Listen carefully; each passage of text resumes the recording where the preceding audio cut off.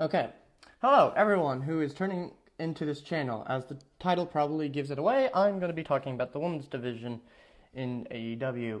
I want to first make a declaration that I am not against women's wrestling or women's divisions in general, because for some reason we are quite sexist as a wrestling community, and that's stupid. So, want to make that very, very clear, just so everybody's not like, oh, he's one of those conservative misogynists, which I'm not conservative, and I try not to be misogynist, but, I'm only human. I tried my best. I'm a man, so, kind of limited in my viewpoints. But I'm going to be trying to this video is just going to be talking about the individual woman who I have either a problem with their booking or their characters or whatever. I'm not going to mention all of them because either I don't have much of an axe to grind on them specifically, or it's too much of an easy target to even go on, and probably I'll say something really mean. And there's always the basic rule in the internet of whatever you say is going to be heard by that person. So I want to make sure I don't say it about that specific wrestler because I don't want to hurt that wrestler's individual feelings. However, the women who I'm about to talk about are not so lucky, or at least the woman's booking is not what's going to be lucky, because I have very, very, very, very many problems with the women's division, and currently this particular episode is going to be talking about the women as wrestlers and their booking as the wrestlers themselves. I'm going to go into a lot more detail on the individual booking of, well, not the individual booking, but the booking of the production and how they translate with their story feuds and their character choices and how building divisions should work. But I'm going to be mainly just talking about the women's division and the women's wrestlers and just rant about them for a long time. So the first one I'm going to start with is Riho, because she's the first AEW champion, and I have an axe to grind against her. So I don't actually think Riho is a bad wrestler, at all, even. I think she's actually quite good, and she's probably got, the most defined-ish gimmick in the entire division, besides Britt Baker and Nyla Rose, who I'll get to later.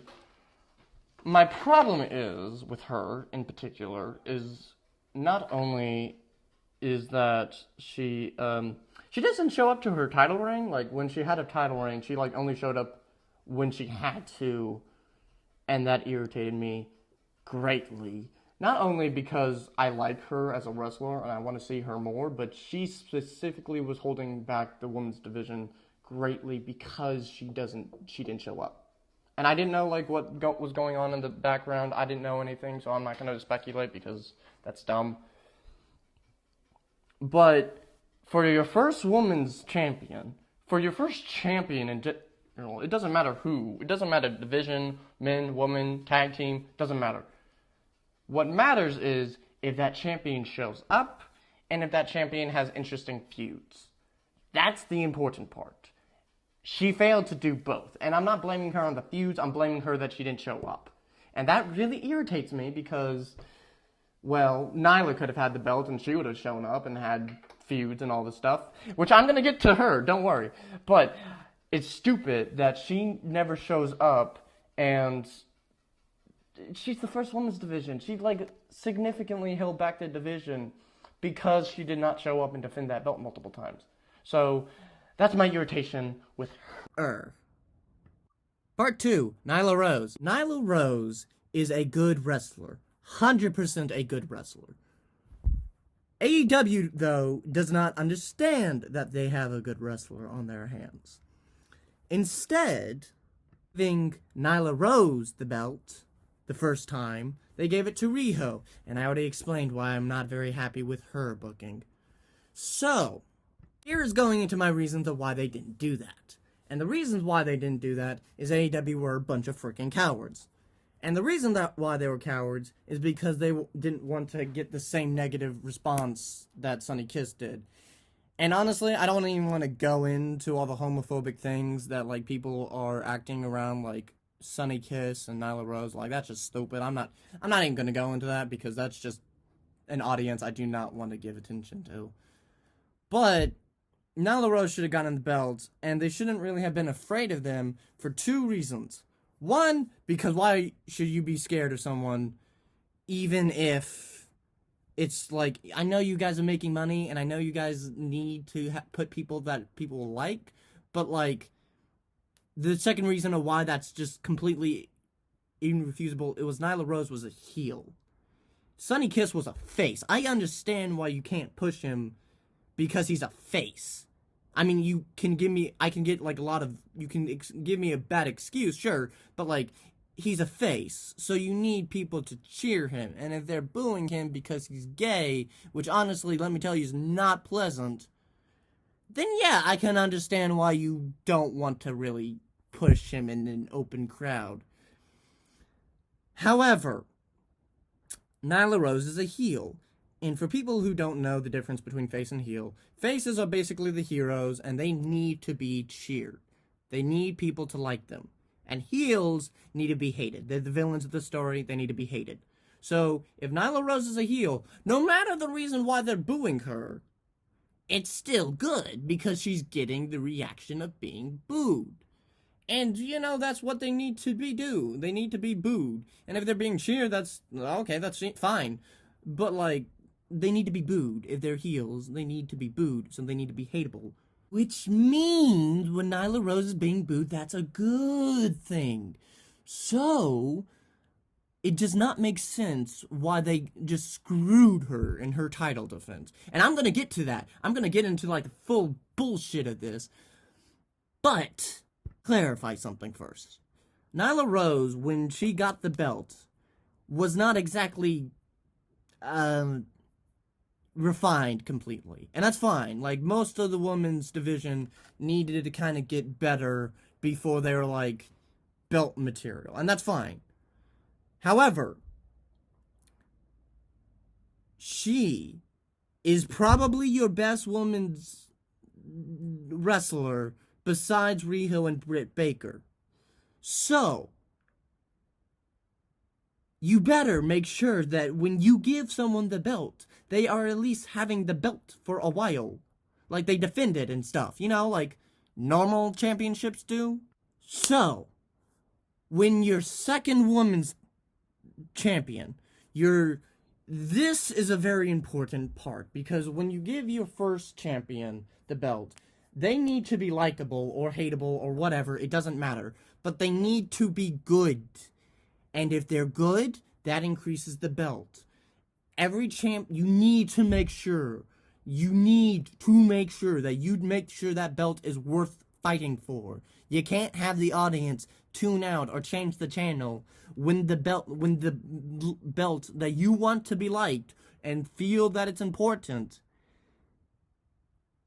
So, you can't have crappy champions. You just don't. That's why the men's division gave Chris Jericho the belt first. And then Jon Moxley. And now Kenny Omega. Like, you gotta make sure that your champions are strong and good enough to create good feuds.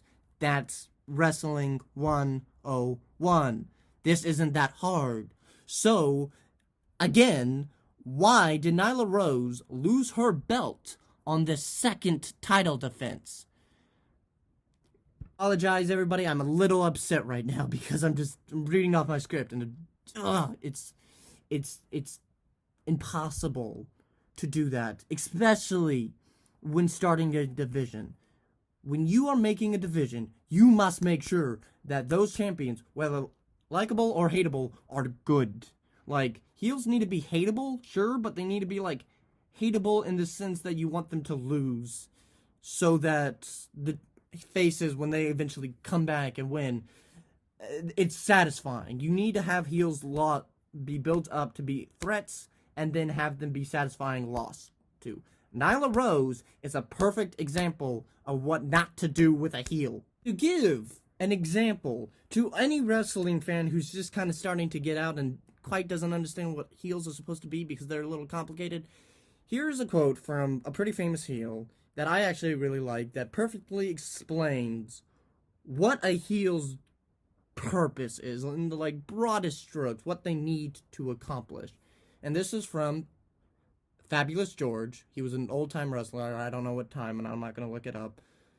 But this quote is very important. And he said, to actually Muhammad Ali, of all people, a lot of people will pay to see someone shut your mouth. So, that is why Nyla Rose would be a good pick. She just beat a pretty big face. She's the second AEW's women's division. She's a good talker. She's a good wrestler. So, when you're making a monster heel, you need to make sure they have a pretty strong reign, not a 2 title defense win. So, I'll just cut open her title defense because it's not that long. So, Nyla Rose's first title defense is a wrestler called Chris Statlander. The match isn't that great because for some reason they have Chris Statlander, who is a more flippy tactical wrestler, try to be a muscle character to kind of counterbalance Nyla. It's not a very good match. I don't suggest watching it. Her next feud, if you can call it that, is against Hikaru Shida, and Hikaru Shida basically wins because she cheats. I think it was a no disqualification match, but if it wasn't, then she cheated. And she lost the belt. That was it. Maybe she had a few jobber matches, but that's it. And that is incredibly stupid. Because jobber matches, if they did use jobber matches, are not a title defense. You can't have jobbers, which, in case anybody who's not a wrestling fan doesn't know what a jobber is basically someone who just gets hit and makes the other wrestler look good. That's it. But you can't have your top heel, your champion, lose on your second title defense. That's just unacceptable, especially for your starting belt, because you need to make sure that belt is worth something, and that it's a challenge, and that it's difficult, and that you push and push and push to get it, but you can't. And it's even better if it's a heel who's getting it the second time, because then she can boast and brag and be egotistical AF. But they didn't. They had her lose quickly, quietly, and that's it. She's done. She's just done. And her booking doesn't even get better after, being the second AEW's women's belt champion. Sorry.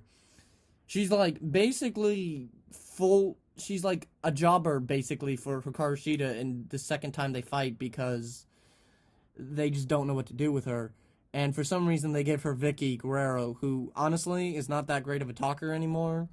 And honestly, Nyla could have done better without her. But basically, they ruin her because not only do they give her a shitty title reign, but they also just give her unnecessary accessories like Nikki, and they just don't give her anything to work with. She barely gets promoted. She barely shown up on TV. She doesn't get anything. And you just expect me to care about the women's belt when your second champion just gets completely wrecked by this random newbie whose name is Hikaru Shida, who I'm about to get to now, because Part 3, Hikaru Shida.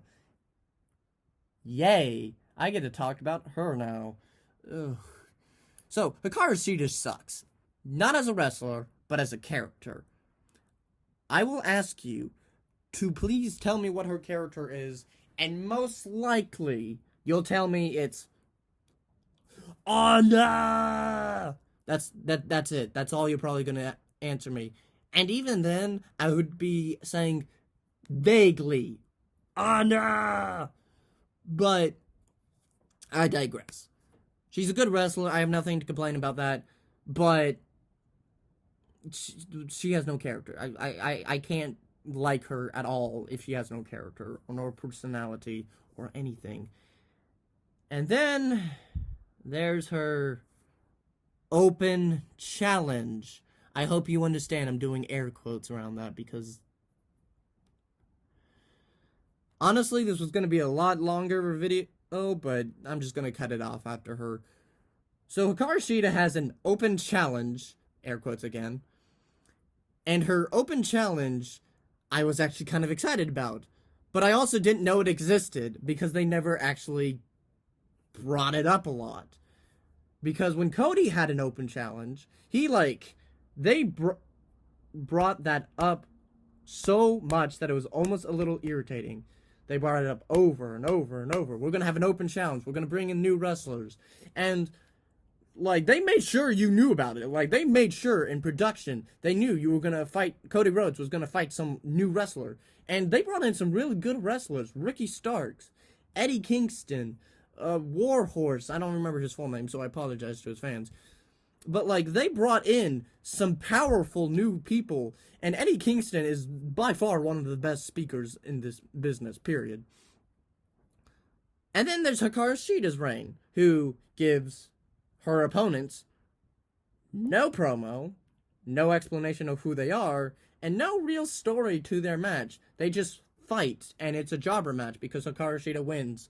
And it's not even like a close match or like an explanation or promos or nothing. They just, hey, Hikaru Shida's gonna fight a person. Yay, open challenge, am I right? While meanwhile Cody Rhodes is like, man, I'm gonna defend this belt every single day. Blah blah blah blah. I'm gonna be fighting new opponents. Blah blah blah blah. I'm gonna have cool storylines. Blah blah blah blah. Because the reason why Cody did that was because they really needed to boost the TNT champion because it didn't really have that great of a startup. Hikaru Shida, on the other hand, did the exact same thing, but with like the production not backing her up at all. So, yeah, they kind of just screwed Hikaru Shida as well, even though I don't really like her as a wrestler or as a character. She's a fine wrestler, not a great character, but like, and literally, I told people that she had an open challenge, and most people didn't even know what I was talking about. I literally had to pull up something to say, yeah, she has an open challenge, and the person who I was talking to was like, are you fucking kidding me? There's no way I even knew about that. And I'm like, yeah, I found that out like 5 weeks after the open challenge thing even existed. So, yes, Hikaru Shida is like the pinpoint of like bullcrap production in AEW. Like, this is like pathetic on a natural scale. And it's not even the wrestler's faults. Like, Rhea was a fine wrestler. Nyla Rose was even better. And Hikaru Shida, well, yeah, while she doesn't have really a character, and that's a problem, it's not her fault. Like, her booking's not her fault. And honestly, production needs to put legwork in to make wrestling interesting. Like, Dark Order, for an example, they sucked in like their first year, but after production kind of gave them some new ears and new legs and kind of tried some new things out, they're probably like the most popular stable in AEW right now, besides maybe the Inner Circle. So again, this is kind of stupid. Like, AEW's not dumb. Like, they know how to do good booking. They've had good stables. They have good stories. They just are lazy with the women's division. They just don't know how to put any effort into it. It's just like they completely turned it off. Or if they do try to consider it, they're not considering hard enough. Like, I could think of 5 times more interesting stories. Hell, WWE has more interesting storylines. Women's storylines, I should mention. Like, women's division storylines. They are better than whatever AEW throws out. And really, anytime there's a good women's match, it's not because of the production that made it interesting. It's because of the individual women that are able to do it. Because the women are just given nothing. And I mean nothing. And I'll go into that a little more deeply, probably, like in a part 2, if this is actually like liked or anything. But that's basically my conclusion. AEW's women's management or women's production or whoever's booking the women's division is just lazy. And if it's not laziness, it's clearly that they don't care enough or they're not focusing on it too much because they just put no effort whatsoever into this women's division. And that is unexcusable. So, anyways, I hope you enjoyed this video. That's the end of my rant. If you like it, tell me. If you don't, tell me why not. I want to do another video, but time is difficult, so if you like it, that would really help push more videos out. I hope you enjoyed this, and I hope you have a good day. Thank you.